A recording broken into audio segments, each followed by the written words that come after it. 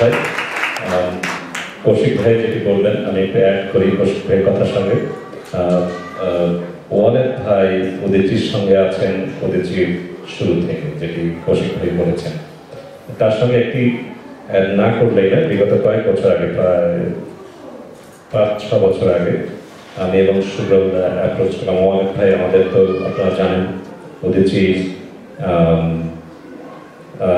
আমরা আর্থিকভাবে একটি অত্যন্ত ভঙ্গুর সংগঠন, আমরা কি করতে পারি? তুমি আসো, তুমি সুব্রত আসো, আমরা একটু আর্টিস্টে আমাদের প্রেসিডেন্টের বাসায় যাই।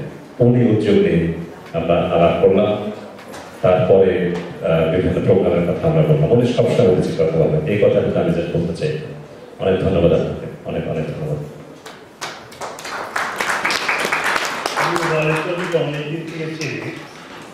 আমি ছোটবেলায় পড়াশোনা করেছি পাবনাতে, উনি পড়েছেন রাজশাহীতে। তখন চিন্তাম না, রাজশাহী গভর্নমেন্টের ছাত্র। উনি মেট্রিক পাস করে 62-তে, আমি পাস করি 61-এ। এখানে এসে পরিচয় এবং ওনার আত্মীয় কয়েকজন আছে আমার খুব পরিচয় বন্ধু। আমি ওনাকে সব কাজ করবেন কিন্তু নাম কিন্তু চায় না, কোনোখানে ওনার নাম উল্লেখ করতে পারবো না। আপনারা যারা এখানে অনেকদিন আছেন, আমি গত বছর করেছি যে বাংলাদেশের জন্য আমরা কম্পিউটার স্কুলটা করেছিলাম, তার প্রথম সংগঠনের অর্থের জন্য যে ফাংশনটা করেছিলাম, হি ওয়াজ দ্য স্পন্সর। এবং উনি অনেক ডাক্তারকে নিয়ে এসেছিলেন ওখানে, যার ফলে একটা কম্পিউটার আমরা পয়সা দিয়ে কিনতে হয়নি।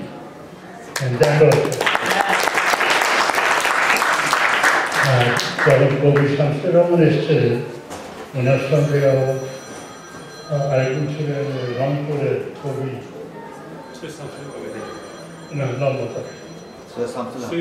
উনিও ছিলেন সেই ফাংশনে, উনি ছিলেন। তো ওনার সঙ্গে ওতপ্রোত জড়িত, যেহেতু ও বললো যে আমাদের কৌশিক সব কাজ করবেন কিন্তু সামনে আসবেন না সবসময়। সেই জন্য আজকে যে পুরস্কারটা দেওয়া হলো, আমার মনে হয় উদীচী যথার্থই সম্মানকে বোধ করছে ওনাকে সম্মান করার জন্য। Thank you. আচ্ছা, একটি বিশেষ পুরস্কারের ঘোষণা। আমাদের বিগত 2 দিনে একজন বিশিষ্ট কর্মী আমাদেরকে সহযোগিতা করেছে। আমি এই কর্মীকে একটু মঞ্চে আসার জন্য অনুরোধ করছি। মঞ্চে আসছে আমাদের এক বিশাল কর্মী, বিশাল।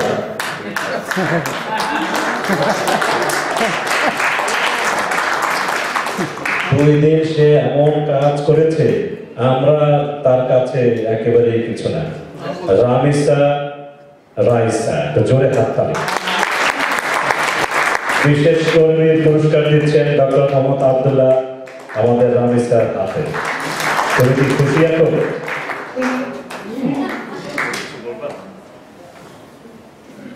কিছু বলবো না?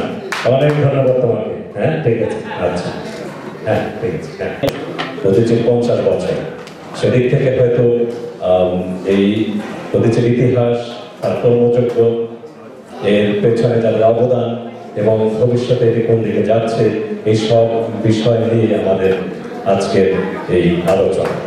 আমি এই আলোচনার শুরুতেই মঞ্চে আমরা এই প্যানেলের 6 জনকে আমরা ডাকছি। সেই 6 জনের নাম আমি ধীরে ধীরে বলছি, আপনারা অনুগ্রহ করে আসবেন। এই আলোচনাটি অত্যন্ত সারগর্ভভাবে আপনারা শুনবেন সেটি, এবং এরপরেই একটু আপনাদেরকে বলি আমাদের সঙ্গীতানুষ্ঠান, নৃত্যানুষ্ঠান এবং সুবীর নন্দীর বিশেষ পরিবেশনা। মঞ্চে আসবেন প্রথমেই আমি ডাকবো আমাদের এই উদীচীর সঙ্গে যিনি দীর্ঘদিন আমাদের সহযোগিতা করছেন এবং আমাদের নিউ ইয়র্কের একজন অত্যন্ত পরিচিত মুখ, আমাদের পরম পূর্ব নিনি ওয়াহেদ। একটু মঞ্চে আসবেন নিনি ওয়াহেদ। মঞ্চে আসন গ্রহণ করবেন নিনিও है নিনি আপনাকে দেখছেন এখন তাই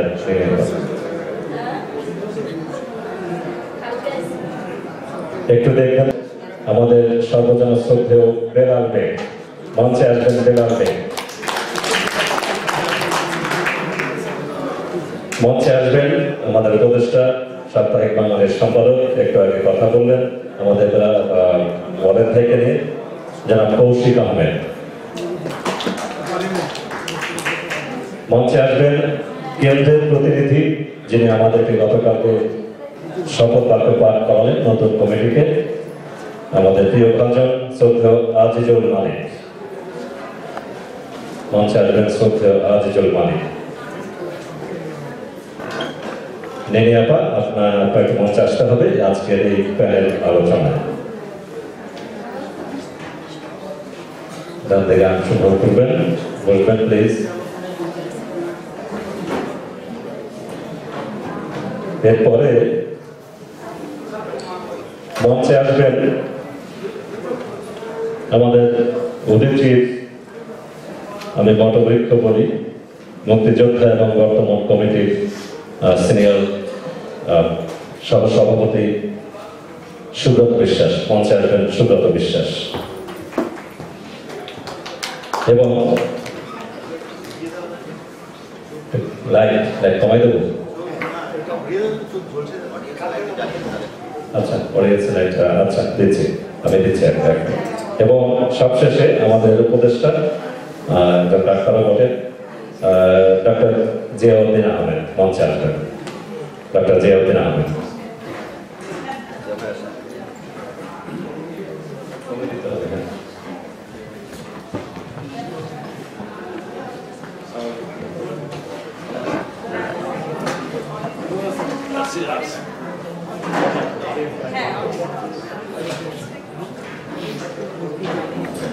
আচ্ছা প্যানেল আলোচনার একটি বিশেষ ফরম্যাট থাকে যেটি একটু আগে বলছিলাম সেই ফরম্যাটটিতে আমরা হয়তো যেতে পারবো না এই আজকের বিষয় যেটিতে আমরা একটু আলোকপাত করতে চাই এবং আপনারা নিশ্চয়ই সেটিতে আমাদের সঙ্গে একমত হবেন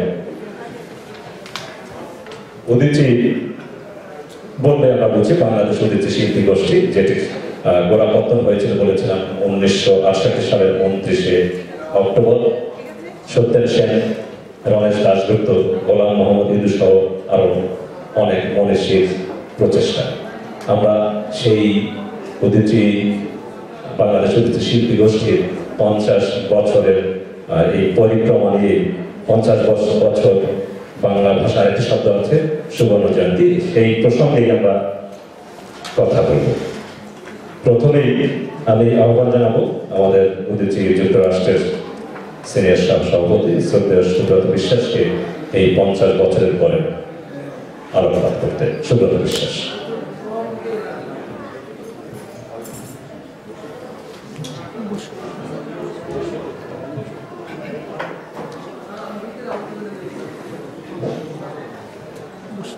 শুভ সন্ধ্যা সুধীমণ্ডলী উদীচীর সুবর্ণ জয়ন্তী 50 বছরের পূর্তি অনুষ্ঠানে আপনাদের সবাইকে উদীচীর পক্ষ থেকে সংগ্রামী শুভেচ্ছা এবং অভিনন্দন জানাচ্ছি সুধীমণ্ডলী একটি সাংস্কৃতিক সংগঠনের আজকে 50 বছর সেই 50 বছর বিভিন্ন ঘাত প্রতিঘাত অত্যাচার নির্যাতনকে মাথা পেতে নিয়ে অত্যন্ত গর্বের সাথে সম্মানের সাথে শির দ্বারা উঁচু করে 50টি বছর অতিক্রম করে আজও আছে এটা কিন্তু কম কথা নয় আমি তার উপরে আলোচনা করব উদীচীর 50 বছরের ইতিহাস আলোচনা করতে গেলে অনেক লম্বা এই স্বল্প সময়ের মধ্যে আলোচনা সম্ভব নয় তারপরেও স্বাভাবিকভাবে আমি তাকে সেই জন্ম কেন এবং কি পরিপ্রেক্ষিতে সেটা নিয়ে আলোচনা করব আমার পাশে যে বিজ্ঞজনরা রয়েছেন আমি আশা করব তাদের অভিজ্ঞতার পরিপ্রেক্ষিতে তারাও সেই বিষয়ে সেই বিষয় নিয়ে আলোচনা করবেন বক্তব্য রাখবেন সুধীমণ্ডলী উদীচীর জন্ম এমন এক সময় যখন সমগ্র জাতি হতাশা, নৈরাজ্য এবং পরাধীনতার বিরুদ্ধে ঐক্যবদ্ধ হয়েছে। ৭৮-৬৯ সালের সেই গণজোয়ারের শুরুতে বা প্রাক পর্বে এক চরম সাংস্কৃতিক বিপর্যয় বা পরিমণ্ডলের সময় একটি প্রতিবাদী কণ্ঠ হিসাবে উদীচীর জন্ম। নেতৃত্বে ছিলেন তখনকার ব্রিটিশ বিরোধী এবং জাতীয় মুক্তি আন্দোলনের অন্যতম নেতা, প্রগতিশীল সাহিত্য এবং সাংস্কৃতিক আন্দোলনের সাংবাদিক, গায়ক, গীতিকার এবং শিল্পী সংগ্রামী সত্যেন সেন। তিনি ছিলেন প্রতিষ্ঠাতা সভাপতি, সাথে সহযোদ্ধা ছিলেন প্রখ্যাত বুদ্ধিজীবী, লেখক, সাংবাদিক এবং ঋষিতুল্য সাধক রণেশ দাশগুপ্ত। আরও ছিলেন গোলাম মোহাম্মদ ইদু, মোস্তফা শহীদ। গোলাম মোহাম্মদ ইদু অসিত বয়সে এখনো জীবিত আছেন, আরও অনেকেই ছিলেন। সুধীমণ্ডল উদীচী জন্ম 1968 সালে হলেও সত্যেন সেন এরকম একটি সংগঠনের জন্মের জন্য তার চিন্তা ভাবনা এবং স্বপ্ন নিয়ে, এই ব্রত নিয়ে বহু আগে থেকে চিন্তা করে আসছিলেন। দ্বিতীয় মহাযুদ্ধকালে বাংলাদেশের, সেই ব্রিটিশ শাসিত বাংলাদেশে মানুষের সৃষ্ট একটা মহান ভয়ানক দুর্ভিক্ষের সৃষ্টি করা হয়, যে দুর্ভিক্ষের নাম দেওয়া হয়েছিল তখনকার 50-এর মনন্ত। সেই দুর্ভিক্ষে অনাহারে, অর্ধাহারে, রোগে শুধু অনেক লোক মারা যায়। সত্যেন সেন তাদের জন্য তার আপ্রাণ চেষ্টা করে তাদের পাশে দাঁড়িয়েছেন। তিনি গান লিখেছেন, গান গেয়েছেন, গানের স্কোর নিয়ে বিভিন্ন এলাকায় গিয়েছেন। সেই গানে সেই তালিতে মানুষ সাংঘাতিকভাবে উৎসাহিত হয়েছে এবং সেই অভিজ্ঞতা থেকে তার জীবনের একটা সময়, কর্মজীবনের একটা সময় এসে তিনি একটি গানের দল গঠন করেন। কিন্তু তিনি আরো গভীরভাবে উপলব্ধি করেন যে প্রগতিশীল রাজনীতি একেবারে আগানো যাবে না সংস্কৃতির প্রণোদনা ছাড়া। তাই তিনি কি করলেন? তিনি সংস্কৃতিকে সর্বব্যাপ্ত করার জন্য এবং সংস্কৃতির সর্বব্যাপ্ত করার জন্য রাজনীতিকে তার পরিপূরক হিসাবে কাজের সুযোগ নিয়ে যাওয়ার জন্য তিনি উদীচীর জন্ম দেন। সুধীমণ্ডলী, উদীচী গণমানুষের গান গাইবার অঙ্গীকার নিয়ে যাত্রা শুরু করেছিল, কিন্তু তার জন্মের পরেই সমগ্র জাতি, সমগ্র বাঙালি মুক্তিযুদ্ধ এবং স্বাধীনতার মুখোমুখি হয়। স্বাভাবিকভাবে উদীচী এক চরম অগ্নি পরীক্ষার সম্মুখীন হয়। উদীচীর ভাই বোনেরা লক্ষ্য শহীদের সাথে কাঁধে কাঁধ মিলিয়ে মুক্তিযুদ্ধ এবং স্বাধীনতায় যুক্ত হয়েছে। স্বাভাবিকভাবে সেই যুদ্ধে লক্ষ্য শহীদের রক্তের সাথে উদীচী ভাই বোনেরা রক্তে একাত্ম হয়ে আছে, এটা অস্বীকার করার কোনো উপায় নেই। সুধীমণ্ডল মুক্তিযুদ্ধের মধ্য দিয়ে হত্যা, নির্যাতন, ধর্ষণ এবং স্বজন হারার বেদনা এবং মুক্তিযুদ্ধের বিভৎসতা এবং তিক্ততার অভিজ্ঞতা নিয়ে উদীচী আবার যাত্রা শুরু করে। কিন্তু দুঃখের বিষয় হলেও সত্য, একটা শ্রেণী লুটপাট, তারপরে আপনার লুটপাট, অত্যাচার এবং আত্মসাতের নেশায় বেসামাল হয়ে উঠল। তাদের এই অপরিণামদর্শী স্বার্থপরতার সুযোগ নিল পরাজিত শত্রু এবং একটি ক্ষমতাসীন শ্রেণী। স্বাভাবিকভাবে যে ব্যক্তিকে যাকে আমাদের মধ্যমণি, আমরা মধ্যমণি মনে করে সমগ্র জাতি ভবিষ্যৎ স্বপ্ন দেখেছিল, স্বাধীনতার 3 বছরের মাথায় সেই মধ্যমণি বঙ্গবন্ধুকে সপরিবারে হত্যা করা হয়। তাকে এমনভাবে হত্যা করে সমগ্র দেশে এমন আতঙ্কের সৃষ্টি করা হয়, মানুষ বুক ফুটে কাঁদতে পারেনি, গুমড়িয়ে কেঁদেছে। দেশে এমন আতঙ্কের সৃষ্টি করা হয়, প্রতিবাদের কোনো সুযোগ ছিল না, সেই প্রতিবাদ করার সহজ সুযোগ ছিল না। শুধু মন্ডলী, উদীচী সেই দেশের সেই প্রতিকূল অবস্থা সেই ভেঙে সর্বপ্রথম উদীচী সেই প্রতিবাদের মিছিল নিয়ে মাঠে নামে, আর কেউ নামে নেই। এটা অস্বীকার করার কোনো উপায় নেই। উদীচী তারপর বঙ্গবন্ধু হত্যার পর সামরিক বেসামরিক বিভিন্ন প্রতিক্রিয়াশীল শক্তি দেশকে পুনরায় পাকিস্তানি বার্তারায় ফিরিয়ে নেওয়ার প্রয়াস পায়। স্বাভাবিকভাবে উদীচীর উপরেও উদীচীর যাত্রাপথ খুব সুখের ছিল না, কুসুমাপূর্ণ ছিল না। বিভিন্ন ঘাত প্রতিঘাত অত্যাচার নেমে আসে। আপনারা জানেন 1999 সালে উদীচীর জাতীয় সম্মেলন যশোরে, সেই সম্মেলনে দেশ বিদেশ থেকে উদীচীর ভাই বোনেরা সেখানে জমায়েত হয়। বিদেশ থেকে বিভিন্ন শিল্পী গুণীজন সেখানে জমায়েত হয়। সেই জমায়েতে 21শে আগস্টের ন্যায় একই কায়দায় উদীচীর উপর আক্রমণ করা হয়। সেই আক্রমণে 12 জন শিল্পী কর্মী ঘটনাস্থলে মারা যায় এবং 100 জনেরও ওপর গুরুতর আহত হয়ে আজকেও সম্ভবত এখনো 50-60 জন জীবনের মতো পঙ্গু হয়ে আছে। এখানেই শেষ নয়। 2005 সালে নেত্রকোনা এবং কিশোরগঞ্জে উদীচীর কার্যালয়, উদীচীর অনুষ্ঠান চলাকালে কার্যালয়ে আক্রমণ করা হয়, বোমা ফাটানো হয়। সেখানেও 2 জন জেলা পর্যায়ের 2 জন বিশিষ্ট শিল্পী মারা যায়।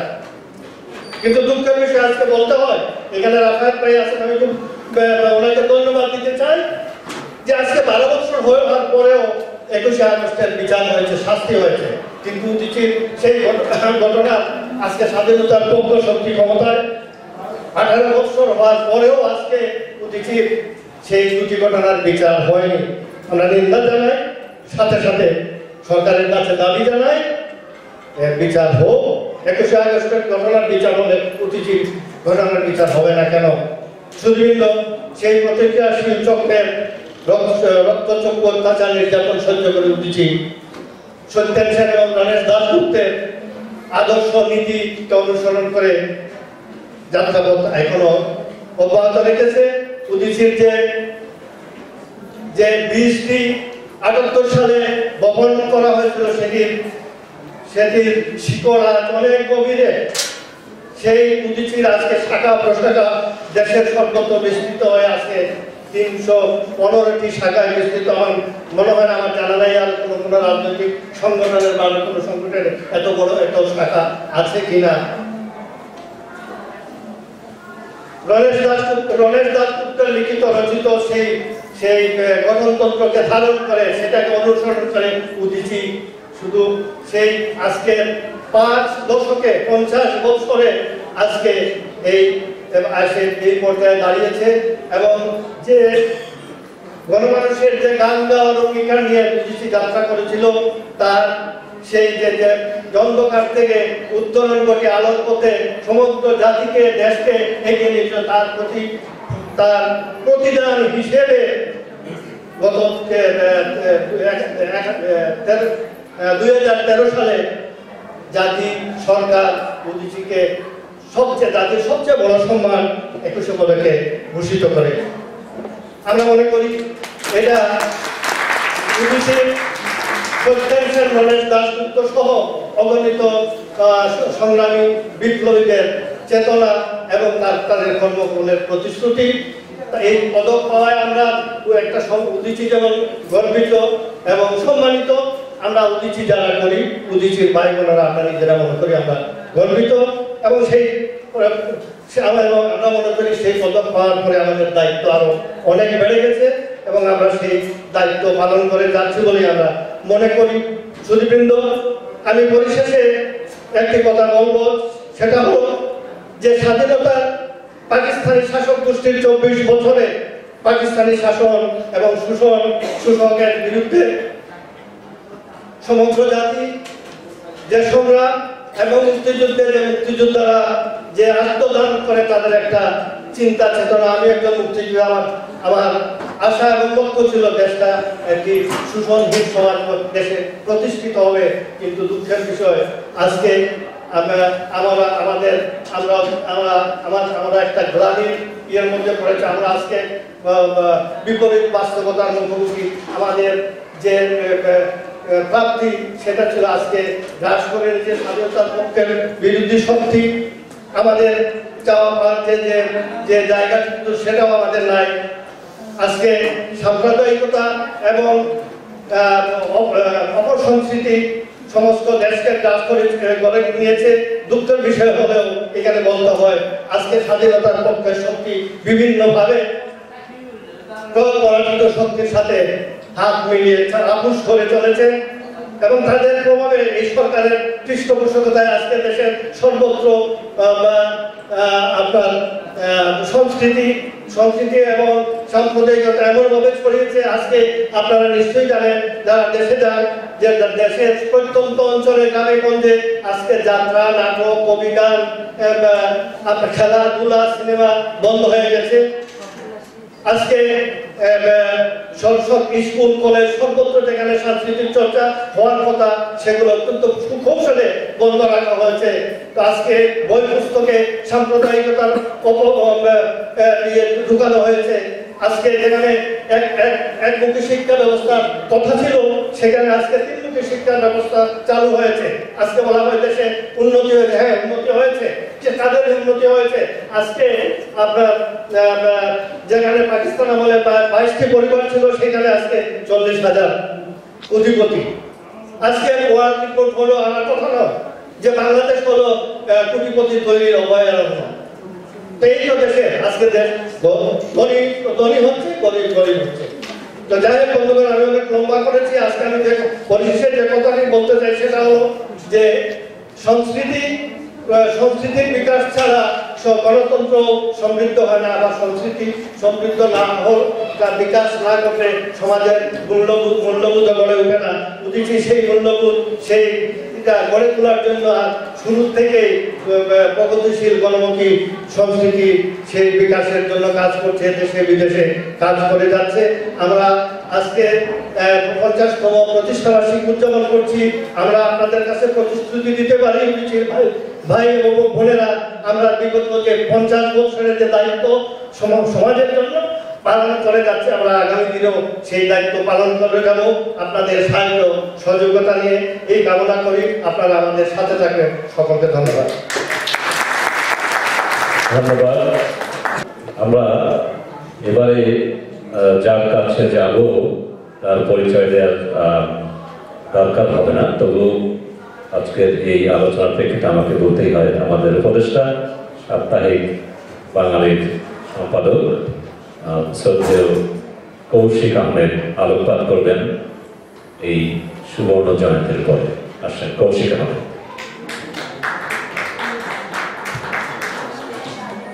ধন্যবাদ জীবন বিশ্বাস। বাংলাদেশের হাজারটা হতাশা কিংবা নেতিবাচক দিক থাকা সত্ত্বেও আমাদের সবচেয়ে বেশি আশার যে জায়গাটা সেটা হলো আমাদের সংস্কৃতি। এবং আরেকটু পরিষ্কার করে বললে যে আমাদের প্রগতিশীল সংস্কৃতির যে ধারা, সেই ধারাটি আমাদেরকে বারবার আশাবাদী করে। আমি জানি যে আজকের এই অনুষ্ঠানে আমরা অনেক পিছিয়ে আছি, অনেকেই এখানে আছেন যারা সুবীর নদীর গান শোনার জন্য অপেক্ষা করছেন, সেজন্য খুব বেশি বিস্তারিতভাবে বলার সুযোগ নেই। আমি খুব সংক্ষেপে আমাদের যে সাংস্কৃতিক ধারাবাহিকতা সেই কথাগুলো তুলে ধরার চেষ্টা করব। আমরা রাজনৈতিক ইতিহাস নিয়ে কথা বলি বাংলাদেশের, কিন্তু রাজনৈতিক ইতিহাসের পাশে যে আমাদের সাংস্কৃতিক আন্দোলনগুলো আমাদেরকে যেভাবে উজ্জীবিত করেছে, আমাদের রাজনীতিকে যেভাবে পজিটিভ অর্থাৎ ইতিবাচক পথে নিয়ে যাওয়ার চেষ্টা করেছে, সেই কথাগুলো আমরা হয়তো বিচ্ছিন্নভাবে বলি, একেবারে বলি না তা নয়, কিন্তু ঠিক ওইভাবে বলি না যেভাবে বললে পারে বিষয়টি পরিষ্কার হতে পারে। আমরা ভাষা আন্দোলনের কথা বলি, কিন্তু ভাষা আন্দোলনটা যতটা না রাজনৈতিক আন্দোলন ছিল, পরবর্তী পর্যায়ে সেটা রাজনৈতিক আন্দোলনের দিকে ধাবিত হয়েছে, কিন্তু তার সূচনাটা ছিল সাংস্কৃতিক আন্দোলন। ভাষাটাই হচ্ছে আমাদের সংস্কৃতির একটি অন্যতম উপাদান। সেই ভাষা নিয়ে যখন কোনো যুদ্ধ হয়, লড়াই হয়, মানুষের আন্দোলন হয়, সেটা তো আসলে সাংস্কৃতিক আন্দোলনই। আমরা এইভাবে ঠিক বলি না যে এটা সাংস্কৃতিক আন্দোলন ছিল। চীনা বিপ্লবের পরে যখন কালচারাল রেভলিউশনের কথা বলা হয়, তখন পরিষ্কারভাবেই বলা হয়েছিল ওটা হচ্ছে কালচারাল রেভলিউশন। কিন্তু আমাদের দেশে যে সাংস্কৃতিক আন্দোলন হয়েছে, সেই সাংস্কৃতিক আন্দোলনগুলোকে আমরা ওইভাবে কখনো চিহ্নিত করতে পারিনি। এটা হয়তো আমাদের এক ধরনের ব্যর্থতা। আমি একটু পিছনে যাই খুব সংক্ষেপে, যে ব্রিটিশদের বিরুদ্ধে আন্দোলন হয়েছে বিচ্ছিন্নভাবে সারা ভারতবর্ষে হয়েছে, কিন্তু আমাদের বাংলাতে একটি আন্দোলন সমগ্র ভারতকে আন্দোলিত করেছিল, আলোড়িত করেছিল। সেটা হচ্ছে দীনবন্ধু মিত্রের লেখা নীলদর্পণ নাটক। এই নাটকটি যখন কলকাতায় মঞ্চস্থ করতে তারা নিষিদ্ধ করেছিল ব্রিটিশ সরকার। আমরা বুঝতে পারি যে ব্রিটিশ সরকারের বিরুদ্ধে দীনবন্ধু মিত্রের প্রথম কলম চালনা, এবং তার মধ্য দিয়ে ব্রিটিশদের বিরুদ্ধে তারা যে অত্যাচার করছে, শোষণ করছে আমাদের নীল চাষিদের, সেই বিষয়টি তুলে ধরা হয়েছিল। তখনই আমরা বুঝতে পারলাম যে সাংস্কৃতিক বিষয়গুলো কত শক্তিশালী হতে পারে। আন্দোলন হয়েছে বিভিন্ন জায়গাতে, কিন্তু আন্দোলনটা ওইভাবে ভারতবর্ষকে আন্দোলিত করেনি যতখানি করেছিল একটি নাটক। ঠিক একইভাবে ধরুন যে তখন ব্রিটিশ বিরোধী আন্দোলন দাঁড়া বাঁধছে, মহাত্মা গান্ধী ফিরত এসছেন দক্ষিণ আফ্রিকা থেকে, কিন্তু নজরুল ইসলাম বিদ্রোহী কবিতা, মানুষ কবিতা এবং কারারই লৌহ কপাট গানের মধ্য দিয়ে যেভাবে বাঙালিকে উজ্জীবিত করলেন, শুধু ব্রিটিশরা কিন্তু ভয় পেয়ে গেল। ভয় পাওয়ার প্রথম কারণ হচ্ছে যে তাকে জেলে পোড়া হবে। এর আগে আন্দোলনের জন্য জেলে পোড়া হয়েছে, কিন্তু নজরুল ইসলামকে জেলে পোড়ার ফলে যে তার লেখনী কত শক্তিশালী ছিল এবং ব্রিটিশদের জন্য কতখানি হুমকি স্বরূপ ছিল, সেটা আমরা বুঝতে পারি। নজরুল ইসলামের এই লেখাগুলো রাজনৈতিক আন্দোলনের পাশাপাশি হয়েছে, কিন্তু এটা একটা সাংস্কৃতিক আন্দোলন। সেই আন্দোলনকে হয়তো আমরা ওইভাবে ধরে রাখতে পারিনি, আমরা হয়তো এগিয়ে নিয়ে যেতে পারিনি, যেহেতু আমাদের রাজনীতিকরা কিংবা আমাদের সমাজতান্ত্রিকরা ওইভাবে ওটা চিহ্নিত করেননি যে এটা ছিল একটি সাংস্কৃতিক বিপ্লবের মতো। আমাদের দেশের মতো ধরুন যে 1947 সালে দেশ বিভাগ হলো, 48 সালে আমাদের ভাষার প্রতি যে আক্রমণ, সেই আক্রমণের প্রতিবাদ যখন হলো, সেই প্রতিবাদের ফলশ্রুতিতে আমরা সকলেই জানি এবং বলি যে 1971 সালে আমরা স্বাধীনতা অর্জন করেছি। কিন্তু 1952 সালে যে রক্তদান, তারপরে কি আমরা চুপ করে বসেছিলাম? রবীন্দ্র বিরোধী আন্দোলনটাও তো এই আন্দোলনেরই মধ্যে পড়ছে। এই রবীন্দ্র বিরোধী আন্দোলনের মধ্য দিয়ে আমরা বুঝিয়ে দিলাম যে আমাদের নিজস্ব সংস্কৃতি আছে, এবং এই নিজস্ব সংস্কৃতি থাকার অর্থ হচ্ছে আমাদের একটি এন্টিটি আছে, আমাদের অস্তিত্ব আছে। সেই অস্তিত্বকে বাঁচিয়ে রাখার জন্য আমাদের কি প্রয়োজন? আমাদের স্বাধীনতা প্রয়োজন। এটা হয়তো এবার বলা যায় না কিংবা বলার প্রয়োজন নেই। যারা সমাজতান্ত্রিক তারা এইভাবে চিহ্নিত করবে যে এটা ছিল আমাদের স্বাধীনতা আন্দোলনের একটি অংশ। রবীন্দ্র বিরোধী আন্দোলন এবং রবীন্দ্রনাথকে প্রতিষ্ঠা করার যে আন্দোলন, রবীন্দ্র বিরোধিতাকে বিরোধিতা করার জন্য যে আন্দোলন, সেই আন্দোলনটা ছিল আমাদের সেই ভাষা আন্দোলনের পরবর্তী সাংস্কৃতিক আন্দোলনের ধারাবাহিকতা। 1969 সালে আমরা যে গণ আন্দোলন করেছি, তার মধ্যেও ধরুন একটি সাংস্কৃতিক প্রসঙ্গ আছে। সেটা ছাত্র সমাজকে উজ্জীবিত করার জন্য তখন পাকিস্তান সরকার যে দেশ ও কৃষ্টি নামে একটি বই আমাদের পাঠ্যসূচিতে নির্দিষ্ট করে দিয়েছিল, কম্পালসারি। সেই বইটির বিরুদ্ধে স্কুলের ছাত্রছাত্রীদের আন্দোলনে ঝাঁপিয়ে পড়ার জন্য রাজনীতিকরাই কিন্তু উস্কে দিয়েছিল। আমি মনে করি যে রাজনৈতিক আন্দোলনের পাশাপাশি ছিল একটি বড় সাংস্কৃতিক আন্দোলন। এবং তার পরপরই উদীচীর প্রতিষ্ঠা। উদীচীর যারা প্রতিষ্ঠাতা, ধরুন সত্যেন সেন, রমেশ দাশগুপ্ত, তারা কিন্তু এই বিষয়গুলো বুঝতে পেরেছিলেন এবং বুঝতে পেরেছিলেন বলেই মনে করেছিলেন যে এই সাংস্কৃতিক ধারাটাকে যদি এগিয়ে নিয়ে যেতে হয় তাহলে একটি সাংস্কৃতিক সংগঠনের প্রয়োজন হবে। সেই প্রয়োজনীয়তা থেকেই উদীচীর গঠন। পরবর্তী পর্যায়ে এই ধারাটাকে স্বাধীনতার পর যে প্রগতিশীল সাংস্কৃতিক আন্দোলনের ধারা হিসেবে চিহ্নিত করা হয়েছে। দুঃখের বিষয়, আমি হতাশার কথা বলবো, আমার কাছে মনে হয় এটা হতাশাদায়ক এই জন্য যে আজকে আমরা 50 বছর পালন করতে যাচ্ছি। সুব্রতদা কিছুটা উল্লেখ করেছেন 50 বছরে সেই প্রগতিশীল সাংস্কৃতিক আন্দোলনের ধারাটা একটি জাতিকে যতখানি প্রগতিশীল করতে পারত ততখানি কিন্তু করতে পারেনি বলেই আজকে বাংলাদেশের যে সামাজিক চিত্র আমরা দেখি তাতে বোঝা যায় যে সত্যি সত্যি ওই জায়গায় আমাদের একটা ব্যর্থতা আছে। যে ব্যর্থতা হচ্ছে যে আমরা মানুষের মনের ভিতরে সেই বিষয়গুলো গেঁথে দিতে পারি যে আমাদের প্রগতিশীল সংস্কৃতি আমাদেরকে এগিয়ে নিয়ে যাওয়ার পথে আরো বেশি সহায়ক ভূমিকা পালন করতে পারে।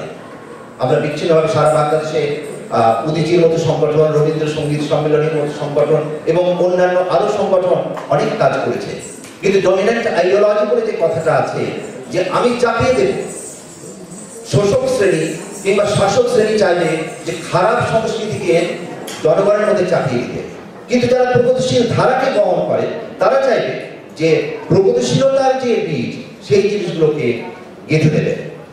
প্রগতিশীলতার সেই বীজগুলো গেঁথে দেওয়া হয়েছিল, কিন্তু আমরা ওইভাবে তার থেকে বৃক্ষকে জাগিয়ে তুলতে পারিনি, যার জন্য আজকে বাংলাদেশে যে সামাজিক প্রেক্ষাপট, আজকে সামাজিক প্রেক্ষাপটের সবচেয়ে ভয়াবহ দিক হচ্ছে যে মানবিকতার অভাব, মানুষের মানবিকতার অভাব। আপনারা এটাকে যেভাবে পারেন ব্যাখ্যা করতে পারেন, কিন্তু এই মানবিকতার অভাবই আমাদেরকে আবার পশ্চাৎপদ দিকে পিছিয়ে দিচ্ছে। এর থেকে যদি বেরোতে হয়, আমি বেশি কথাই বলতে চাই না, তাহলে আমাদেরকে সম্মিলিতভাবে অত্যন্ত সিস্টেমেটিক ওয়েতে পদ্ধতিগতভাবে এই প্রগতিশীল সংস্কৃতির যে ধারা সেই ধারাটাকে সারা দেশের মানুষের মধ্যে ছড়িয়ে দিতে হবে এবং এমনভাবে ছড়াতে হবে যাতে মানুষ সেটা খুব সহজভাবে গ্রহণ করে। সংস্কৃতিটা মানুষ, আমরা গান শুনি, আমরা সাহিত্য পড়ি, আমরা চলচ্চিত্র দেখি, আমরা নাচ দেখি, এগুলো হচ্ছে যে প্রত্যেকটি হচ্ছে সংস্কৃতির একটি উপাদান। সেই উপাদানগুলো এমনভাবে তৈরি করতে হবে যা সাধারণ মানুষ তাদের উপর চাপিয়ে দেওয়া হচ্ছে এইভাবে নয়, তারা সহজে গ্রহণ করছে তাদের নিত্য নৈমিত্তিক জীবনযাপনের অংশ হিসেবে সেই জিনিসটাই করতে হবে, যাতে তারা বুঝতে না পারে তাদের মধ্যে এক ধরনের ইনজেকশন দেওয়া হচ্ছে।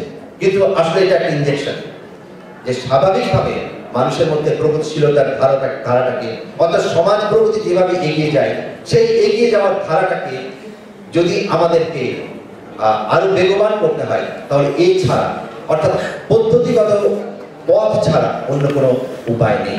উদীচীর 50 বছর পূর্তিতে আমি মনে করি এইটাই আমাদের সবচেয়ে বড় শপথ হওয়া উচিত। ধন্যবাদ।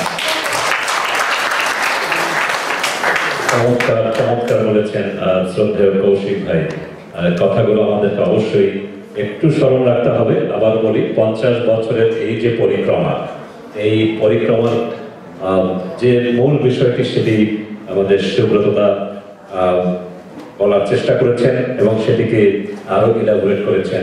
এই সাংস্কৃতিক আন্দোলন এটিকে কিভাবে এগিয়ে নিয়ে যেতে হবে সেটি বললেন কৌশিক ভাই, চমৎকারভাবে ফুটিয়ে তোলেন। আমি একটু অ্যাড করতে চাই, উপাদানগুলোর কথা উনি বলেছেন, সঙ্গীত, নৃত্যকলা এবং অন্যান্য যে উপাদানগুলো রয়েছে সেগুলো একটি মাধ্যম হিসেবে এই আন্দোলনকে এগিয়ে নিয়ে যাবে এবং সেই পথে এই বিদেশের মাটিতে আমি বলতে চাই উদীচী কাজ করছে বিগত 20 বছর যাবৎ।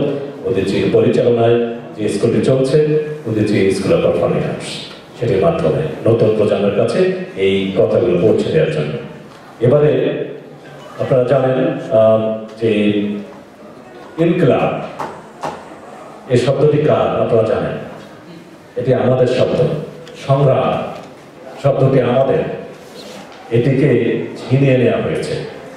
আপনারা আজকে ইনকলাব বললে আপনারা ভয়ে অস্থির হন, সংগ্রাম বললে ছাত্র শিবিরকে আপনারা মনে করেন। এটি আমাদের ব্যর্থতা নিঃসন্দেহে।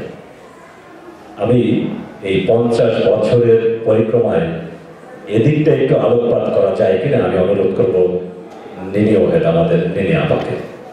বলছেন নিনি আপা। সুধীবৃন্দ, শুভ সন্ধ্যা। আমি আজ উদীচীর সুবর্ণ জয়ন্তী এবং নিউ ইয়র্কে উদীচীর 20 বছরের প্রতিষ্ঠা বার্ষিকীতে সকলকে প্রাণঢালা অভিনন্দন এবং শুভেচ্ছা জানাচ্ছি। সুধীবৃন্দ, আমি আমাকে অবশ্য জীবন বিশ্বাস কিছু ইনকিলাব এবং সংগ্রামের কথা বলতে বললো যে শব্দটি যে আমাদের কাছ থেকে ছিনতাই করা হয়েছে।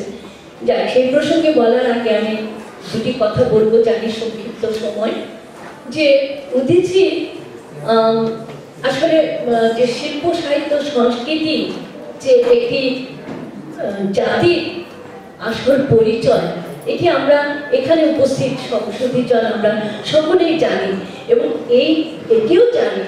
এই কারণে দেশ বিভাগের পরে আমাদের ভাষার উপরে প্রথম আঘাতটি এসেছিল। একটি জাতি গোষ্ঠীকে তার শিল্প সাহিত্য সংস্কৃতি থেকে নিশ্চিহ্ন করার জন্য প্রথমেই প্রয়োজন তার ভাষা সাহিত্যের উপরে আঘাত হানা, যেটি সুচিন্তিতভাবে সেই দ্বিজাতি তত্ত্বের ভিত্তিতে প্রতিষ্ঠিত বা বিভাগ হওয়া পাকিস্তানি শাসকরা আমাদের উপরে করেছে। আর একটি কথা বলতেই হয় যে দেখুন, বাংলা সাহিত্য বা এই যে আমাদের শিল্প সংস্কৃতি, সেই চর্যাপদ, আমাদের সেই প্রাচীন যুগের সেই চর্যাপদের যে কবিতাগুলো ছিল বা পদগুলো ছিল, যে 46টি, সবগুলো কিন্তু সুর, তাল আর লয়ে ছিল। এখানে অনেক বিজ্ঞজনরা আছেন, জানবেন। অর্থাৎ এই যে শিল্প, এই যে সাহিত্য, এই যে সংস্কৃতি, এটি আমাদের বাঙালি জাতির জীবন বোধের ভেতর দিয়ে রয়ে গেছে। আর বাংলা সাহিত্য সবসময় সংগ্রাম করে বেঁচে আছে। সেই সংস্কৃতির ভাষার যুগেও বাংলা ভাষাকে সংগোপনে নিজেদেরকে পালন করতে হয়েছে। সেই মোগল আমলে ফার্সি ভাষার সময় তাকে সংগ্রাম করে বেঁচে থাকতে হয়েছে। আবার পরবর্তীতে ব্রিটিশ আমলেও সেই একই সংগ্রাম করে বাংলা ভাষা সাহিত্য শিল্পকে বেঁচে থাকতে হয়েছে। সেই জন্যই বাংলা সাহিত্যের বইটিকে সংগোপনে নিয়ে নেপালের তার দরবারে লুকিয়ে রাখা হয়েছিল, যেটি 1907 সালে আবিষ্কার হয়ে আমাদের বাংলা সাহিত্যের প্রথম বই হিসেবে পরিচিতি পেয়েছে। তাই বলছিলাম যে বাংলা সাহিত্যের ইতিহাস বহু বছরের, 1000 বছরের।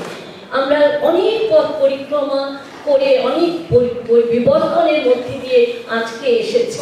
এবং এই যে পাকিস্তানের শাসক গোষ্ঠী আমাদের উপরে আঘাত করলো, এই আঘাতটিকে কৌশিক ঠিকই বলেছে যে ওটিকে আমরা রাজনৈতিক শক্তি হিসেবে ব্যবহার করেছি। কারণ আমরা সবসময় একটা কথা বলি যে আমার 71-এর শুরু সেই 52-তে। কথাটি সত্যি, 52-ই আমাকে 71 পর্যন্ত বয়ে নিয়ে গেছে। আমি একই ধারায় এগিয়ে গেছি, কিন্তু ওটি ছিল আমার সংস্কৃতির উপর আমার আঘাত, আমার শিল্পের উপরে আঘাত। যে কথাগুলো একটা আদর্শিকভাবে চিন্তা করার জায়গা যেটি তৈরি করে দিয়েছিল, সেটি দিয়েছিল সেই পাকিস্তানি কমিউনিস্ট পার্টি।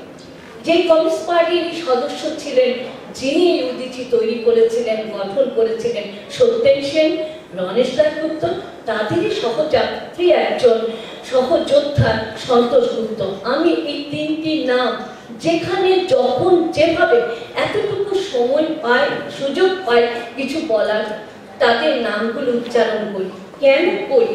আজকের সঙ্গে সেটি প্রাসঙ্গিক এই কারণে যে দেখুন, এই মানুষগুলো যে উদীচী তৈরি করেছিলেন, উদীচীর একটি আদর্শ ছিল, একটা দর্শন ছিল, শুধু গান গাওয়া ছিল না।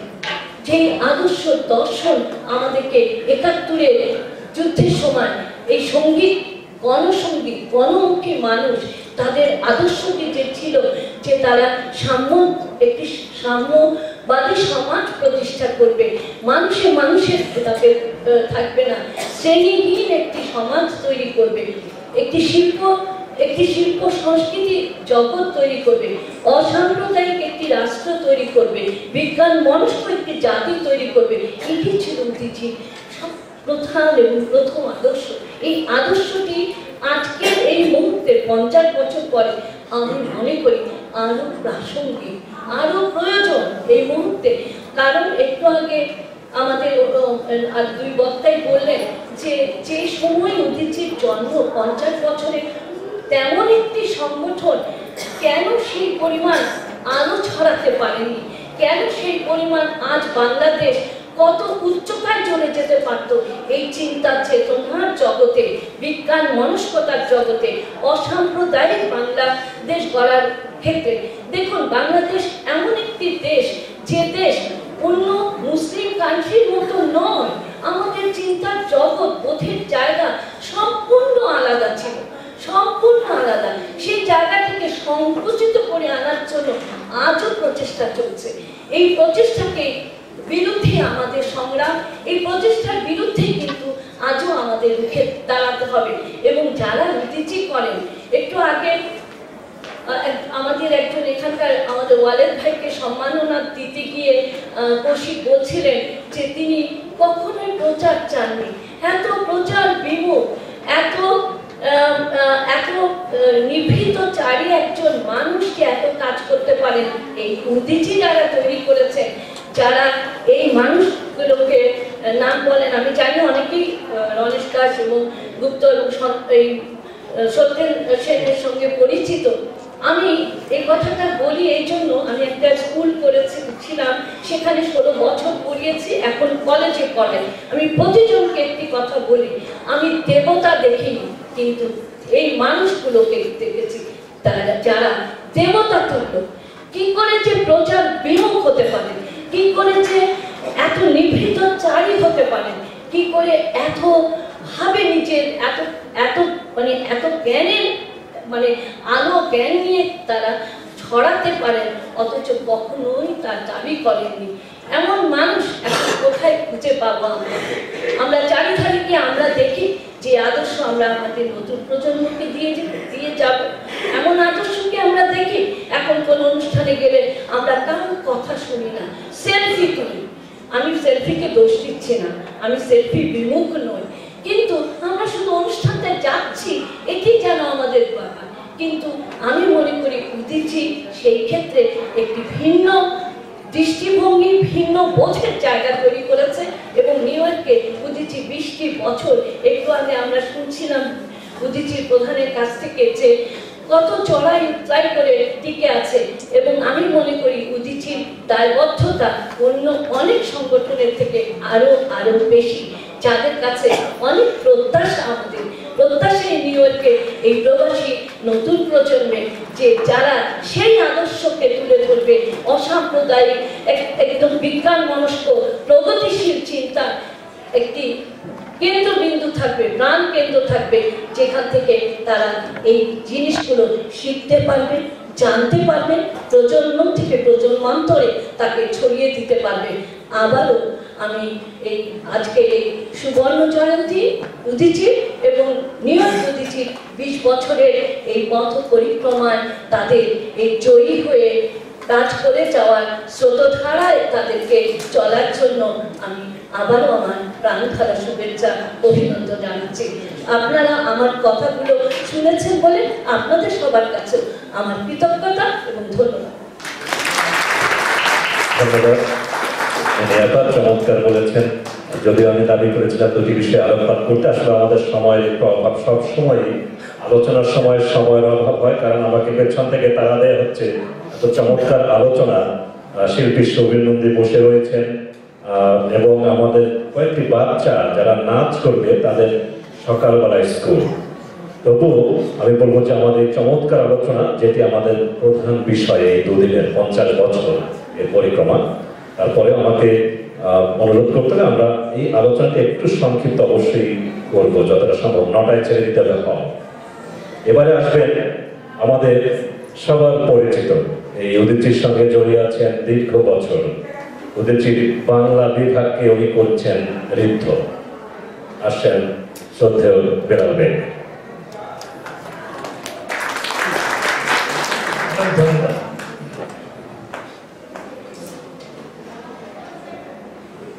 এত বিশাল আলোচনার এটা যে পরিধিটা এত বিস্তর, যেটা কোন জায়গায় ডুব দিলে ঠিক জায়গাটা জিনিসটা পাবো আমি ঠিক বুঝতে যেমন কৌশিক সাহেব এবং নীলি, আমি বিশেষ করে নীলির কথা বলবো, উদীচীর জন্মের মর্মকথা নীলি বলে দিয়েছে।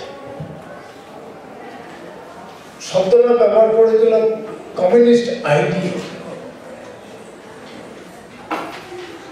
পাকিস্তান আমলে আমরা তো, আমি 1950 থেকে মোটামুটি সচেতন।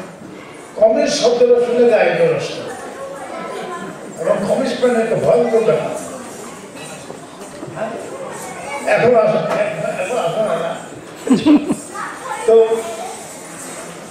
কমিউনিস্টের টেকনিক্যাল নামটা হচ্ছে সায়েন্টিফিক সোশ্যালিজম,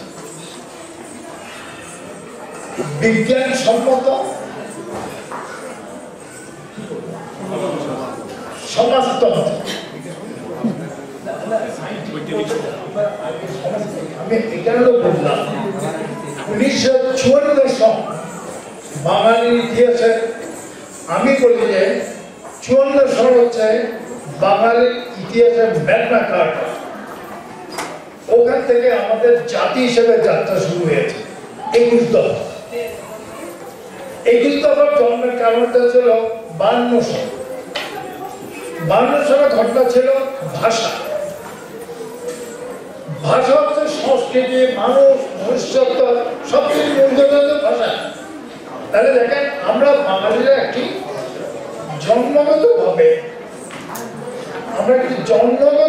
আমরা সভ্য জাতি। আমাদের ভাষার জন্য পৃথিবীতে আমরা আগে ওই একটা ধাক্কার কারণে আজকে আমাদের ভাষাটা সমস্ত পৃথিবীর সমস্ত জাতিকে বলা হয়েছে তোমাদের মাতৃভাষাকে 21শে ফেব্রুয়ারিতে স্মরণ করে। কত বড় জিনিস! আমরা উদীচী যারা প্রচলন করেছিলেন, তারা ওই সমাজতন্ত্রের মূল জিনিসগুলো আমাদের জনগণের মধ্যে নিয়ে এসেছেন। আমি আমাকে সংক্ষেপ করে বলছি, আসলে এই যুদ্ধে আমাদের কষ্ট করতে হয় না। তখন কেউ, আমি মনে করি এখন পর্যন্ত অনেকে আমাদের পিছনে যে ব্যানারটা আছে আপনারা দেখেন, ব্যানার ডান দিকে যে লেখাটা আছে, কি লেখা আছে কেউ পড়তে পারে? পিছনের ডান দিকে উপরের দিকে যে লেখাটা আছে, সবার উপরে মানুষ সত্য, তাহার উপরে নেই। এই বাক্যটি যখন লেখা হয়েছিল তখন এই ইউরোপের রেনেসাঁ মূল ব্যাপার ছিল ধর্ম আলাদা, মানুষের সংস্কৃতি আলাদা, মানুষের রাজত্ব, পেপাসি, রুল অফ দি পোপস। পোপের অনুমতি নিয়ে রাজা হওয়ার যুদ্ধ শেষ, মানুষের রাজত্ব শুরু হয়েছে। তারপরে ঘটনা ছিল ফরাসি বিপ্লব, যেটা ওটাকে সম্পূর্ণভাবে মানব সভ্যতার জন্য প্রতিষ্ঠিত করে দিয়েছে। দেখেন, ফরাসি বিপ্লব সংগঠনের আগে, ইউরোপের রেনেসাঁর আগে আমার কবি চণ্ডীদাস বলেছিলেন, সবার উপরে মানুষ সত্য, তার উপরে না। এই বাক্যটি গভীরতা আপনারা অনুগ্রহ করে চিন্তা করবেন। এইখানে আমরা মানুষকে কি মর্যাদা দিয়েছি। ভগবান বৌদ্ধ রাজপুত্র ছিলেন, মানুষের সমস্যা জানার জন্য সমস্ত কিছু ত্যাগ করে বছরের পর বুঝে আবিষ্কার করেছেন নিজের কথা জানো, অষ্টমার্গ পালন করো, নিজের ভিতর পাপগুলিকে বন্ধ করো। আমাদের অতীতের শাস্ত্রগুলো বলেছে পঞ্চ ইন্দ্রিয় দ্বারা ষড়ঋপুকে ধরে রাখো, টুটি যাবে, তাহলে জীবন শান্তি আসবে। দেখেন, আমাদের ভারতবর্ষের দর্শন, আমাদের বাঙালি দর্শন একাকার হয়ে মানব মুক্তির পথ আমরা বলেছি, আমরা বাঙালিও বলেছি।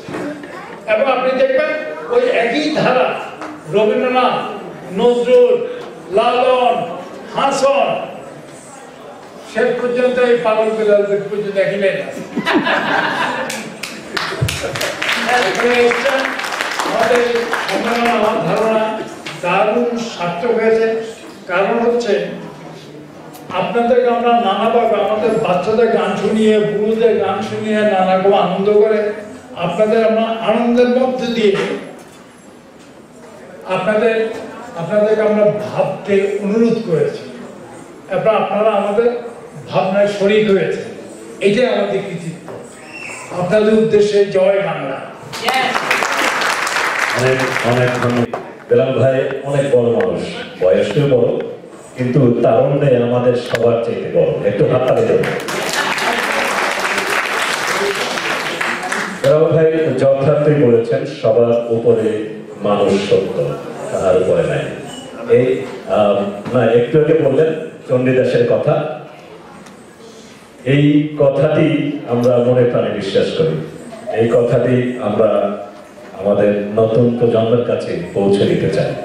এই 50 বছরের পরিক্রমায় আমাদের এই যে আদর্শগত অবস্থান, সেটি আপনাদের কাছে আমরা তুলে ধরার চেষ্টা করছি। এবারে আমাদের এই উদীচীর জন্মলগ্ন থেকেই প্রায় বলবো, আমাদের বিভিন্ন সময়ে সঙ্গে থেকেছেন উদীচীর উপদেষ্টা, আপনাদের সবার পরিচিত মুখ, আমার শ্রদ্ধেয় ডাক্তার অবশ্যই ডক্টর জিয়াউদ্দিন আহমেদ দুটি কথা বলবেন এই 50 বছরের পরিক্রমা। ধন্যবাদ জীবন বিশ্বাস। উদীচী 50 বছর এবং উত্তর আমেরিকার উদীচী 20 বছরের অনুষ্ঠানকে আমি স্বাগত জানাই। আমি বলবো এই গরিব ব্যক্তিদের ডিসকাশনে অনেক কিছু শিখলাম, জানলাম। আমি যেটা বলতে চাই, উদীচী হচ্ছে আমাদের একটা ঐতিহ্য, যেটা 50 বছর টিকে আছে, কারণ এটা একটা ভিত্তি ছিল মানুষ বানানো। কীভাবে সংস্কৃতির মাধ্যমে আমরা আজকে নতুন করে আমরা প্রজন্মকে শেখাতে চাই। আমার কেন জানি ধারণা, প্রজন্মের মা বাবা যদি না শেখেন, যদি আমরা যদি পরিবর্তিত না হই, তাহলে আমাদের সন্তানরা আমাদের দেখেই শিখবে, পিতার কাছ থেকে শিখবে, বাবার কাছ থেকে শিখবে। আজকে সমস্ত বাংলাদেশে যেটা উদীচীর শক্তি ছিল, মানুষকে পরিবর্তন করার সংস্কৃতির যে আবহ, যে মানুষকে ছুঁয়েছিল, তার জন্য আমাদের দেশে আন্দোলনগুলো হয়েছে। সুন্দর করে সবাই বলেছেন যে আমাদের রাজনৈতিক আন্দোলন, সাংস্কৃতিক আন্দোলন আসলে জড়িয়ে গিয়েছিল। কারণ ছিল ওই সংস্কৃতি যে ভিতর থেকে যে প্রবাহটা এসেছিল, এটা কিন্তু একটা ইম্পর্টেন্ট ছিল এই রাজনৈতিক আন্দোলনকে, মুক্তিযুদ্ধকে সামনে এগিয়ে নেওয়ার জন্য। মুক্তিযুদ্ধের সময় এদের সঙ্গীতগুলো মুক্তিযোদ্ধারা মরতে যেতেন সবসময়, এগুলো কিন্তু কানেক্টেড। আমি মনে করি আমাদের উদীচীর যে মূল্যবোধ, একজন মানুষকে তৈরি করা, একজন মানুষকে তৈরি করা এবং তাকে মানুষের সবার উপরে তুলে ধরার যে ভালোবাসা, যে মূল্যবোধ, এটা যদি আমরা দিতে পারি, তাহলে আমাদের সন্তানরা, প্রজন্মদের আমাদের চিন্তা করার প্রয়োজন। 2 নম্বর জিনিস হচ্ছে, আমরা আমেরিকাতে আসছি এই উদীচী এত বছর থেকে, এবং আরো অনেক শিল্প সাংস্কৃতিক গোষ্ঠী আমাদের সংস্কৃতি শেখার চেষ্টা করছেন। এই জন্য আমরা তাদের সাধুবাদ জানাই, আমাদের কৃতজ্ঞ তাদের কাছে।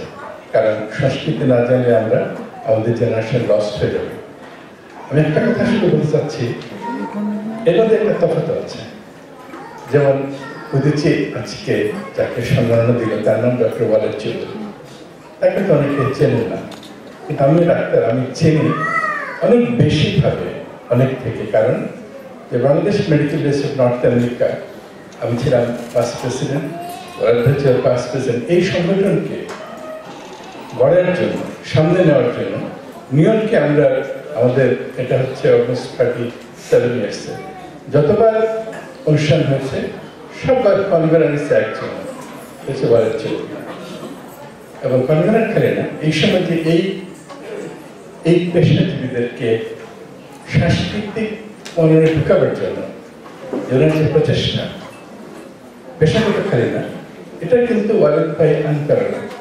আমি আজকে 3 ঘন্টা ড্রাইভ করে ফেরত থেকে আসছি, উদীচীকে সম্মান দেখানো ছাড়াও ওয়ালেদ চৌধুরীকে দেখার জন্য, যে এই মানুষটাকে যে উদীচী পছন্দ করেছে, যে কোনোদিন সামনে আসতে চান না, কিন্তু সবসময় 100% নিজেকে দিয়ে মানুষের ভিতরে একটা পরিবর্তন চান, এগুলোকে এই অর্গানাইজেশন পছন্দ করেছে। তার মনে হচ্ছে এখন আমাদের মধ্যে, উদিচির মধ্যে ওই ভ্যালুটা আছে যে আমরা একজন ডোনেট করলো বা একজন অন্যভাবে নাম করে মানুষকে সম্মান না দিয়ে আমরা একজন মানুষকে সম্মান দিচ্ছি যে জেনুইনলি সম্মান পাওয়ার প্রাপ্য, যে সামনে আসতে চান না, সম্মান চান। তা আমি মনে করি এসব কারণে আমি আপ্লুত এবং আমি উদিচির সবাইকে আমার শ্রদ্ধা জানাই। ধন্যবাদ। ধন্যবাদ জিয়া ভাই, আপনি যথার্থ বলেছেন। ডক্টর ওয়ালেদ চৌধুরী পেছনে থাকতে চান, উনি কখনোই সামনে আসতে চান না, যদিও বর্তমানে তার শারীরিক অবস্থা একটু অসুবিধা আছে, আসতে পারেননি। আমাদের শ্রদ্ধা রইল এবং অবশ্যই উনি সুস্থ হয়ে উঠবেন সেটি আমাদের কামনা।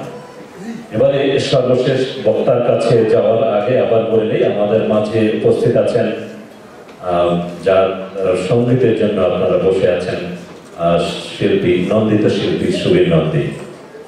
এই শিল্পীর আগে আমাদের বাচ্চারা কিছু নৃত্য পরিবেশন করবে, আর তার আগে এই বর্তমান বক্তা, তার সম্পর্কে একটু বলতেই হয়।